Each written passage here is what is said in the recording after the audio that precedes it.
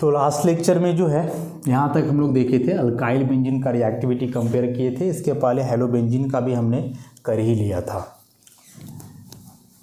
अब आगे बढ़े हम लोग फिनॉल अल्कोक्सी बेंजीन का देखें रिएक्टिविटी।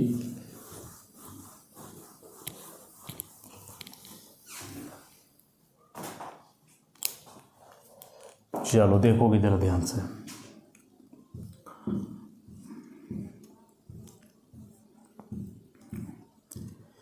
कंपैरिजन फिनॉल और कंपैरिजन मिथाइल बेंजीन का। दोनों के दोनों लोन पेयर कंटेनिंग ग्रुप है, इलेक्ट्रॉन डोनेटिंग ग्रुप है। किस आधार पे इलेक्ट्रॉन डोनेटिंग है? तो plus R plus M, plus R या प्लस एम। ताकि एक तरह से ये इलेक्ट्रॉन विड्रॉइंग भी है, एक तरह से इलेक्ट्रॉन विड्रॉइंग भी है इंडक्टिव इफेक्ट के आधार पे इलेक्ट्रॉन विड्रॉइंग भी है, माइनस आई के आधार पे, यहाँ से भी माइनस आई के आधार पे इलेक्ट्रॉन विड्रॉइंग भी है। चूँकि यह जो एटम है की एलिमेंट जो डायरेक्ट बेंजीन रिंग से जुड़ा हुआ है, यह दोनों जगह सेम है। ऑक्सीजन ऑक्सीजन, लोन पेयर का संख्या भी सेम है। हालांकि लोन पेयर का संख्या से फर्क तो पड़ता नहीं है, लेकिन फिर भी ऐसा। तो इसका मतलब दोनों में जो रेजोनेंस होगा इक्वली होगा, दोनों में रेजोनेंस इक्वली होगा। जितना आसानी से यह ऑक्सीजन अपने लोन पेयर को डोनेट करेगा, जितना आसानी से ई डोनेट करेगा, उतना ही आसानी से ई भी डोनेट कर देगा, कोई दिक्कत नहीं है। लेकिन यदि बात करें हम लोग किसकी बात करें हम लोग? इंडक्टिव की। तो इंडक्टिव से लेकर के चलोगे तो बताओ ज़रा कि जो माइनस आई इफेक्ट है वह OH का ज़्यादा होगा कि वो CH3 का होगा? Which one has greater minus I effect? किसका इंडक्टिव इफेक्ट ज़्यादा होगा? बड़ा ही इम्पॉर्टेंट बात। तो वैसे सोचोगे ना तो क्या सोचोगे? देखो कि ऑक्सीजन दोनों जगह तो सेम ही है। यहाँ ऑक्सीजन के साथ हाइड्रोजन है, यहाँ ऑक्सीजन के साथ अल्काइल है, और अल्काइल में प्लस आई होता है तो ये क्या करेगा? अपना इलेक्ट्रॉन ऑक्सीजन की तरफ देगा। तो फिर ऑक्सीजन का मन उतना नहीं करेगा इधर से इलेक्ट्रॉन लेने का। लेकिन यहाँ हाइड्रोजन का तो इंडक्टिव होता ही नहीं है, बहुत कम है, तो ये तो अपना इलेक्ट्रॉन ऑक्सीजन की तरफ दे नहीं पाएगा। तो ऑक्सीजन पूरा का पूरा इलेक्ट्रॉन खींचेगा इधर से ही, और समझ में आएगा कि इसका माइनस आई ज़्यादा है इससे। ऐसा तब होगा जब ये ग्रुप किसी से जुड़े ना हो, आइसोलेटेड हो। लेकिन यदि ये ग्रुप्स किसी से जुड़े हुए हैं, बॉन्डेड हैं, तो कहानी उलट जाएगा। माइनस आई OH का कम होगा और वो CH3 का माइनस आई ज़्यादा होगा वो CH3 का इंडक्टिव इफेक्ट। और ज़्यादा क्यों होगा? अल्कोक्सी का इंडक्टिव इफेक्ट ज़्यादा क्यों होगा? So it's all depends on this bond angle. यदि यहाँ के एंगल को हम थीटा डैश मान लें और यहाँ जो एंगल है इसे हम थीटा मान लें, तो बस इतना सा हमें बता दो which angle will be more. Theta will be more और theta dash will be more. कौन सा अधिक होगा बताओ? ऐसे बताओ, वाटर का एंगल और डाइमिथाइल ईथर का एंगल, कौन सा एंगल ज़्यादा होता है? लोन पेयर तो दोनों में दो है, दोनों में है। इधर वाला रिपल्सन तो दोनों में इक्वली होगा, लोन पेयर रिपल्सन दोनों में इक्वली होगा। लेकिन यह हाइड्रोजन का साइज यहाँ छोटा है, तो जो आपस का रिपल्सन होगा, स्टेरिक रिपल्सन, वो इसमें कम होगा। लेकिन यहाँ ये मिथाइल बड़े बड़े ग्रुप्स हैं हाइड्रोजन के तुलना में, तो ये अंदर वाला रिपल्सन ज़्यादा होगा, तो ये ज़्यादा इधर जाएगा, तो ये जो एंगल होगा अधिक होगा इसके तुलना में। इंटरनल रिपल्सन देखोगे जिसको हम लोग non bonded electron pair repulsion कहते हैं या स्टेरिक हिंडरेंस कहते हैं, तो उस हिसाब से बल्कि ग्रुप होने से वहाँ हिंडरेंस ज़्यादा होता है। तो मतलब यहाँ ज़्यादा होगा रिपल्सन, क्योंकि इधर फिनाइल रिंग है, तो फिनाइल तो एक तरफ यहाँ भी है, लेकिन इधर H है, इधर CH3, तो ये तो ज़्यादा बल्कि हुआ ना। तो इस केस में यहाँ जो होगा थीटा से ज़्यादा होगा थीटा डैश। याद करो जब हाइब्रिडाइजेशन पढ़ रहे थे हम लोग, sp hybridisation, sp2 hybridisation, sp3 hybridisation, ऐसे करके पढ़ रहे थे। एंगल इसमें होता था 180 degree, 120 degree, 109 degree, 28 minute. Percentage S character इसमें होता था 50%, 33.3%, 25%। इलेक्ट्रोनेगेटिविटी इसका सबसे ज़्यादा, इसका ज़्यादा, इसका उससे कम। तो यहाँ से इस चीज़ को नोट करना है फर्स्ट ऑफ ऑल कि percentage of S character is directly proportional to bond angle, कि जितना ज़्यादा एंगल है उतना ज़्यादा एस कैरेक्टर है। और secondly electronegativity is directly proportional to percentage of S character, जितना ज़्यादा परसेंटेज एस कैरेक्टर है उतना ज़्यादा इलेक्ट्रोनेगेटिविटी होता है। इस चीज़ को देखे हुए हम लोग। तो इन ओवरऑल इनको मिलाओगे तो तुम्हें साफ दिख जाएगा कि electronegativity is directly proportional to theta, electronegativity is directly proportional to theta. तो इस हिसाब से इस पूरे ग्रुप का जो इलेक्ट्रोनेगेटिविटी होगा वह अधिक होगा इसके तुलना में। पूरे ग्रुप की बात कह रहे हैं हम, पूरे ग्रुप की बात कह रहे हैं। ग्रुप इलेक्ट्रोनेगेटिविटी कहते हैं इसको, अलग चीज़ है, अलग चीज़ है ही। तो इसका मतलब कि इसका जो माइनस आई इफेक्ट होगा ना अब वह ज़्यादा होगा, और इसका जो माइनस आई इफेक्ट है इसके तुलना में कम होगा। तो रेजोनेंस दोनों में इक्वली था, इलेक्ट्रॉन देने का कैपेसिटी दोनों में एक जैसा था, लेकिन इलेक्ट्रॉन विड्रॉ करने का कैपेसिटी, इलेक्ट्रॉन लेने का जो कैपेसिटी था वह वो CH3 का अल्कोक्सी ग्रुप का ज़्यादा हो गया। तो इसका मतलब कि यह जो रिंग है वह लेस इलेक्ट्रॉन रिच होगा, और ई जो रिंग है वो मोर इलेक्ट्रॉन रिच होगा। और जब ई ज़्यादा इलेक्ट्रॉन रिच है तो ऑब्वियसली जो इसका रिएक्टिविटी होगा इलेक्ट्रोफिलिक सब्स्टिट्यूशन रिएक्शन में, कम इलेक्ट्रॉन रिच है, मैंने इलेक्ट्रॉन इसमें कम है इसके तुलना में, तो चूंकि यहाँ इलेक्ट्रॉन डेफिशिएंट हो रहा है एक तरह से इसके तुलना में हम कह रहे हैं, तो फिर इसका रिएक्टिविटी कम हो जाएगा यहाँ से। तो इसका मतलब हुआ कि जो अल्कोक्सी बेंजीन है, ईथर, जो अल्कोक्सी बेंजीन है उनका रिएक्टिविटी कम होगा फिनॉल से, उनका रिएक्टिविटी कम होगा फिनॉल से टुवर्ड्स इलेक्ट्रोफिलिक सब्स्टिट्यूशन रिएक्शन। बड़ा ही इंपॉर्टेंट बात समझे, ई वाला चीज़ को याद रखोगे कि ये ज़्यादा ऑपरेट होता है यदि सेकेंड पीरियड का एलिमेंट हो तो, सेकेंड पीरियड का एलिमेंट हो तो। जैसे ऑक्सीजन यहाँ सेकेंड पीरियड का एलिमेंट था ना, तो सेकेंड पीरियड के एलिमेंट का साइज वैसे भी छोटा होता है, तो छोटा साइज होता है इसलिए इनके बीच रिपल्सन ज़्यादा होता है। यदि यहाँ ऑक्सीजन की जगह पे सल्फर होता तो सल्फर का खुद साइज इतना बड़ा है कि ये दोनों ग्रुप दूर में रहते तो उतना रिपल्सन इनके बीच नहीं होता। तो ये जो हम कहानी सुनाए यह ज़्यादा वैल्यूएबल है, ज़्यादा एप्लीकेबल है सेकेंड पीरियड का कोई एलिमेंट हो, ऑक्सीजन हो, नाइट्रोजन हो, इस तरह का एलिमेंट हो, तब उसके लिए ज़्यादा एप्लीकेबल है। समझ रहे हो बात को, ध्यान रखोगे इससे आप। सो ओवरऑल हमें पता चल गया कि अल्कोक्सी बेंजीन कम रिएक्टिव है, फिनॉल ज़्यादा रिएक्टिव है टुवर्ड्स इलेक्ट्रोफिलिक सब्स्टिट्यूशन रिएक्शन। अब आगे बढ़ें इसमें। फिनॉल का रिएक्टिविटी हमने इससे कंपेयर करा। अब इसी फिनॉल का रिएक्टिविटी कंपेयर करने वाले हैं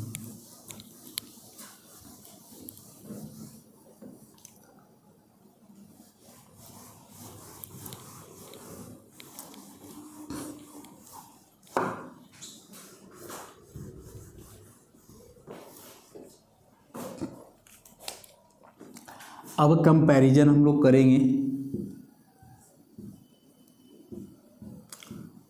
फिनॉल और एनिलीन का, फिनॉल और एनिलीन का।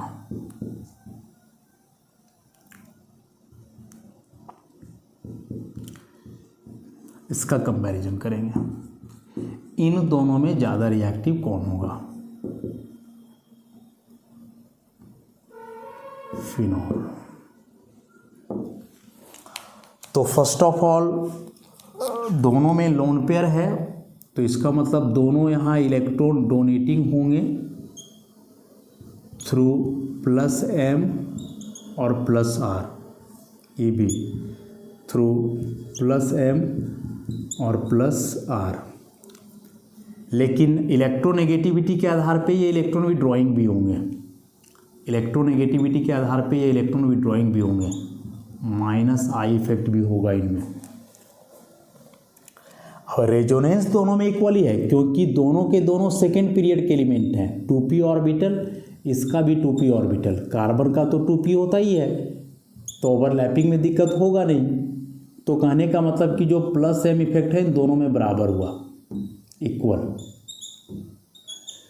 तो अब बात यहाँ इंडक्टिव की होगी, माइनस आई जिसका ज़्यादा उसमें ज़्यादा। तो देख लो यहाँ OH है O, यहाँ NH है N, HH है, कोई फर्क पड़ेगा नहीं। अब ऑक्सीजन और नाइट्रोजन में हम लोग जान रहे हैं कि ऑक्सीजन का इलेक्ट्रोनेगेटिविटी अधिक है। अब ऑक्सीजन का इलेक्ट्रोनेगेटिविटी यदि अधिक है, इसका मतलब हुआ कि उसका जो माइनस आई इफेक्ट है वो ज़्यादा होगा।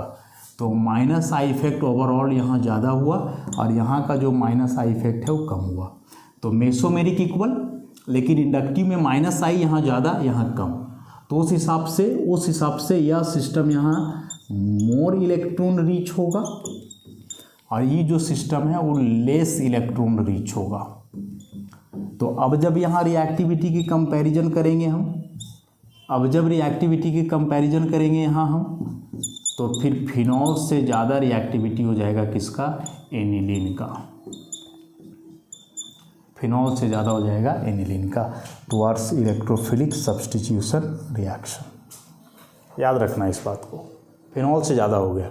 वैसे समझ में आ गया ना कि नाइट्रोजन का यहाँ इलेक्ट्रोनेगेटिविटी कम है तो माइनस आई कम लगाएगा, प्लस आर दोनों में इक्वली होगा, माइनस आई कम लगाएगा और माइनस आई कम लगाएगा तो फिर इलेक्ट्रॉन इसमें ज़्यादा बचेगा, इसमें इलेक्ट्रॉन कम हो जाएगा। ये ज़्यादा इलेक्ट्रॉन रिच है तो इलेक्ट्रोफाइल इसी में आसानी से जुड़ेगा, तो यह रिएक्टिविटी हो गया। तो अभी तक जो बातें सामने आई हैं वह है कि अल्कोक्सी बेंजीन फिनॉल से कम रिएक्टिव था, यहाँ मिथॉक्सी ही कर दे, इससे ज़्यादा रिएक्टिव हो गया फिनॉल, और फिनॉल से भी ज़्यादा रिएक्टिव हमें दिख गया है एनिलीन, और इन सबसे कम रिएक्टिव होगा बेंजीन। अभी तक ऑर्डर यही है इलेक्ट्रोफिलिक सब्स्टिट्यूशन रिएक्शन का। अब जैसे OH और OCH3 का कंपैरिजन करा हमने, वैसे NH2 और उसमें अल्काइल ग्रुप जोड़ करके भी तो कंपैरिजन होगा, ऐसे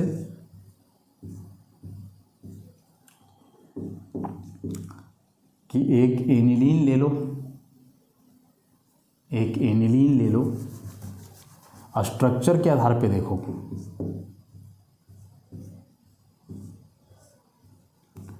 अमोनिया डेरिवेटिव का स्ट्रक्चर पिरामिडल होता है ना,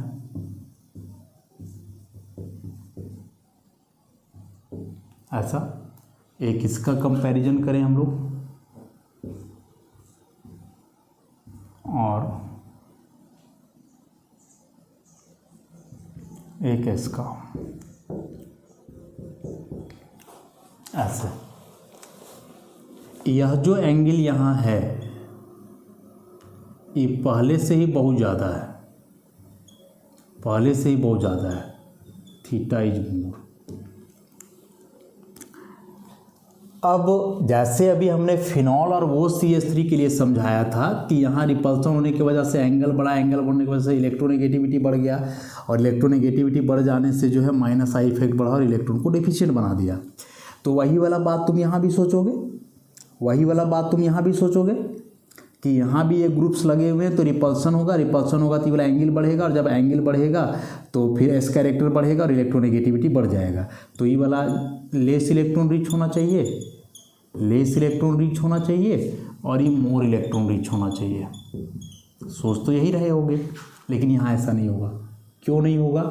क्योंकि ये जो ऑक्सीजन वाले हैं तो इनमें जो स्ट्रक्चर होता है वो एंगुलर होता है, ऐसे। ये वाला एंगल पहले से ही लेस है, लेकिन यहाँ जो स्ट्रक्चर है वो पिरामिडल है, ये वाला एंगल ज़्यादा है, मोर। तो ये एंगल पहले से ही ज़्यादा है तो यहाँ रिपल्सन लेस होगा, लेस रिपल्सन। और यहाँ एंगल कम था तो रिपल्सन ज़्यादा हुआ, मोर रिपल्सन। समझ रहे हो ना? ये हम लोग जान रहे हैं। एंगुलर है तो एंगुलर का एंगल कम होता है, क्योंकि पढ़े हैं सेंट्रल एटम पे जितना ज़्यादा लोन पेयर होगा एंगल उतना कम। तो सेंट्रल एटम पे यहाँ 2 लोन पेयर है, सेंट्रल एटम पे यहाँ 1 लोन पेयर है, तो यहाँ ये वाला एंगल ज़्यादा कम होगा, ये ज़्यादा होगा उसके तुलना में। और जब ये एंगल पहले से ज़्यादा है तो यहाँ उतना रिपल्सन होगा नहीं। और हम लोग ऐसा भी पढ़े कि एमीन में जो है इन्वर्जन के चलते इसका स्ट्रक्चर कभी कदाल स्क्वायर ट्रायंगुलर प्लानर भी हो जाता है। हाँ, ऐसा भी हो जाता है स्ट्रक्चर। देखो ऐसा भी हो जाता है। तो यदि ऐसा हुआ तब तो राम राज है, फिर 120 डिग्री का एंगल है, कोई दिक्कत नहीं है, रिपल्सन जैसा कुछ होना ही नहीं, यहाँ कुछ नहीं होना है। तो इस केस में फिर नाइट्रोजन से जितना ज़्यादा अल्काइल ग्रुप जुड़ा हुआ रहेगा ना, नाइट्रोजन से जितना ज़्यादा अल्काइल ग्रुप जुड़ा रहेगा उसका प्लस आई इफेक्ट उतना ज़्यादा होगा, या यूँ बोलें कि माइनस आई इफेक्ट कम होगा, माइनस आई इफेक्ट कम होगा। तो उल्टा अब यहाँ इसका माइनस आई इफेक्ट ज़्यादा होगा और इसका माइनस आई इफेक्ट कम। तो जब इसका माइनस आई इफेक्ट ज़्यादा होगा तो फिर ई जो है ज़्यादा इलेक्ट्रॉन विड्रॉ करेगा इसके तुलना में, तो ई वाला इलेक्ट्रॉन उल्टा हो जाएगा। ये जो हम लोग पढ़े थे गलत पढ़े थे, अभी लेस इलेक्ट्रॉन रिच हो जाएगा और ई वाला मोर इलेक्ट्रॉन रिच हो जाएगा। तो इस केस में इसका रिएक्टिविटी अब बहुत ज़्यादा होगा, बहुत ज़्यादा। सो इस एनिलीन से भी कहीं ज़्यादा रिएक्टिव हो गया डाइमिथाइल एनिलीन। अरे बहुत ज़्यादा, ये तो मैंने समझ लो कि इसके तुलना में 2 गुना ज़्यादा रिएक्टिव है। फिनॉल के तुलना में 2 गुना या उससे भी कहीं ज़्यादा समझ लो ऐसा। तो इन पूरी बातों को, जितने भी बात बताए गए हैं, सब बात को मिला करके चलोगे ना तो देखोगे कि सब कुछ का ज्ञान होना बड़ा ज़रूरी है। ये स्ट्रक्चर तुम्हें नहीं पता है कि इसका पिरामिडल है, उसका एंगुलर है, एंगल वहाँ कम है यहाँ ज़्यादा है, तो फिर कहाँ से रिजल्ट ला पाओगे? समझ लो ना? तो इन सारे फैक्टर्स को जो है मिला करके देखना है तुम्हें, सबको इक्वली लेकर के चलना है, तब रिजल्ट सामने आएगा। So overall reactivity is this one. और इन सबसे सबसे कम रिएक्टिव होएगा कौन? हेलोबेंजीन। इन सब में सबसे कम रिएक्टिव होएगा कौन? Halobenzene. This is the order, very very important. लिख लो इसको, बड़ा ज़रूरी का चीज़ है, वेरी वेरी इंपॉर्टेंट। कि इलेक्ट्रोफिलिक सब्स्टिट्यूशन रिएक्शन में सबसे कम रिएक्टिव हेलोबेंजीन, उससे ज़्यादा बेंजीन, उससे ज़्यादा अल्कोक्सी बेंजीन, उससे ज़्यादा फिनॉल, उससे ज़्यादा एनिलीन, और सबसे ज़्यादा रिएक्टिविटी होता है इस डाई अल्काइल एनिलीन का, डाइमिथाइल एनिलीन का, सबसे ज़्यादा, बहुत ज़्यादा रिएक्टिविटी है। यह कंपैरिजन हमने करा जब यहाँ इलेक्ट्रॉन डोनेटिंग ऑर्थो पारा डायरेक्टिंग ग्रुप हो तब, ऑर्थो पारा डायरेक्टिंग ग्रुप हो तब। बड़ा इंपॉर्टेंट बात बताए, याद रखोगे इसको। बहुत रेयर है, हर जगह नहीं मिलती है ऐसी चीज़ें, इसलिए नोट डाउन करोगे इसको। इलेक्ट्रॉन डोनेटिंग नेचर होने से ऑर्डर ये रहा रिएक्टिविटी का। अब यदि हम लोग इलेक्ट्रॉन विड्रॉइंग ग्रुप की बात करें तो इलेक्ट्रॉन विड्रॉइंग में इतना कहानी कहने को है नहीं कुछ, इतना कहानी कहने को है नहीं कुछ, तो उसे हम डायरेक्ट रिजल्ट के तौर पे लिखेंगे।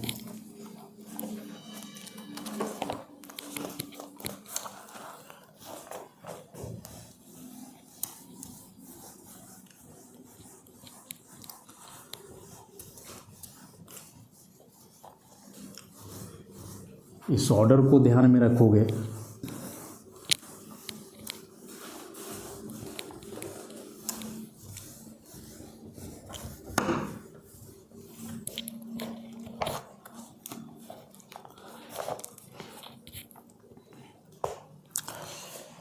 कि यदि इलेक्ट्रॉन विड्रॉइंग ग्रुप्स लगे हुए हैं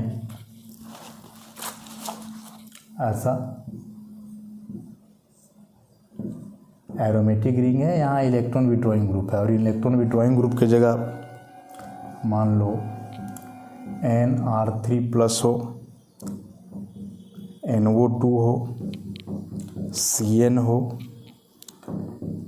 SO3H हो, CO हो, कार्बोनिल, और COOH हो, ये सब के सब हो।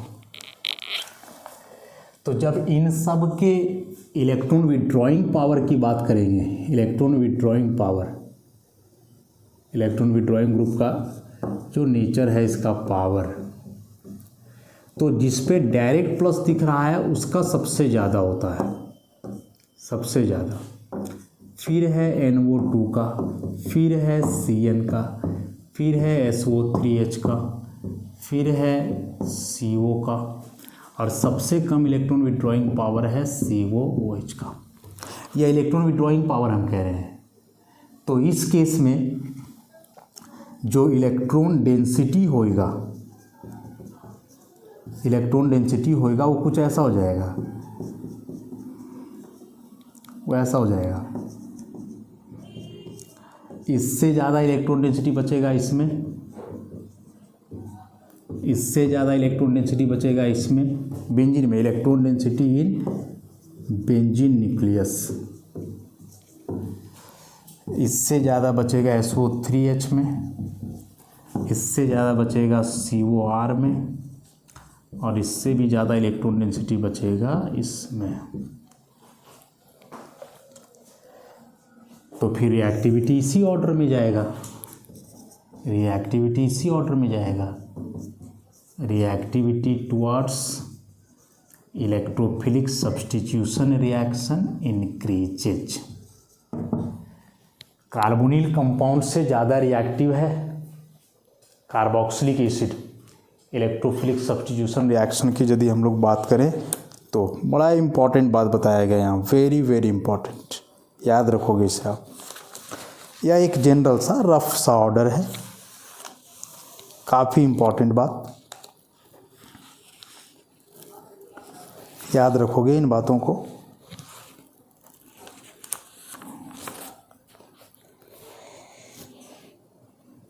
तो चूंकि ये सबके सब मेटा डायरेक्टिंग हुए, ये सबके सब मेटा डायरेक्टिंग हुए, एंड मेटा डायरेक्टिंग में केवल एक प्रोडक्ट बनता है, ओनली वन प्रोडक्ट बनता है, ओनली वन प्रोडक्ट। लेकिन वही ऑर्थो पारा डायरेक्टिंग ग्रुप होते थे, तो ऑर्थो पारा डायरेक्टिंग ग्रुप में तो दो प्रोडक्ट बनता था, two products ortho and para. In most of the reactions, para product will be the major and ortho product will be the minor. Most of the reactions, क्योंकि जितने भी electron donative group थे ना, जो अभी हमने लिखा था, चाहे वो हैलोजन को लिखा था, चाहे वो अल्कोक्सी को लिखा था, या वो हाइड्रोक्सी को लिखा था, या एमिनो को लिखा था, इन सब का कहीं ना कहीं इलेक्ट्रोनेगेटिविटी की वजह से इलेक्ट्रॉन विड्रॉइंग नेचर है। तो उस कारण से इलेक्ट्रॉनिक फैक्टर के वजह से ऑर्थो पे इलेक्ट्रॉन डेंसिटी कम होता है, सब में पारा पे ज़्यादा होता है। तो इन सब में para will be the major, ortho will be the minor. कुछ कुछ केस में ऑर्थो मेजर होता है, जो हम लोग रिएक्शन जब चैप्टर पढ़ेंगे ना वहीं देख लेंगे इस बात को, वहीं देख लेंगे इस बात को। और एक लास्ट कि यदि एक OH ग्रुप लगा हो बेंजीन से, देखोगे, और एक बेंजीन से लगा हुआ हो ऐसा ग्रुप, वो एस्टर ग्रुप, और यदि इसमें पूछे कि कौन रिएक्टिव ज़्यादा है, तो देखो लोन पेयर यहाँ भी डोनेट कर सकता है, यहाँ भी कर सकता है, लेकिन इसके बगल में इधर है, जबकि इसके बगल में कार्बोनिल है, अगेन इलेक्ट्रॉन विड्रॉइंग, तो इसका डोनेशन इधर भी होगा दोनों तरफ। तो जब दोनों तरफ इलेक्ट्रॉन डोनेट करेगा तो जाहिर सी बात है इधर कम करेगा, तो इसका रिएक्टिविटी कम हो जाएगा, लेस रिएक्टिव, और इसका रिएक्टिविटी ज़्यादा हो जाएगा, मोर रिएक्टिव। तो बगल में यदि इलेक्ट्रॉन विड्रॉइंग ग्रुप लगा हुआ है, जैसे यहाँ ऑक्सीजन से हाइड्रोजन था, यहाँ इलेक्ट्रॉन विड्रॉइंग ग्रुप आ गया, तो इलेक्ट्रॉन विड्रॉइंग ग्रुप आने से ऑक्सीजन के इलेक्ट्रॉन को विड्रॉ करेगा, तो ऑक्सीजन अपना इलेक्ट्रॉन फिनाइल बेंजीन की तरफ नहीं दे पाएगा, यहाँ देगा। तो इस केस में बेंजीन में इलेक्ट्रॉन डेंसिटी कम रहेगा, यहाँ ज़्यादा, और ज़्यादा रहेगा तो इलेक्ट्रोफिलिक सब्स्टिट्यूशन रिएक्शन में इसका रिएक्टिविटी भी क्या होगा, अधिक होगा, ज़्यादा होगा।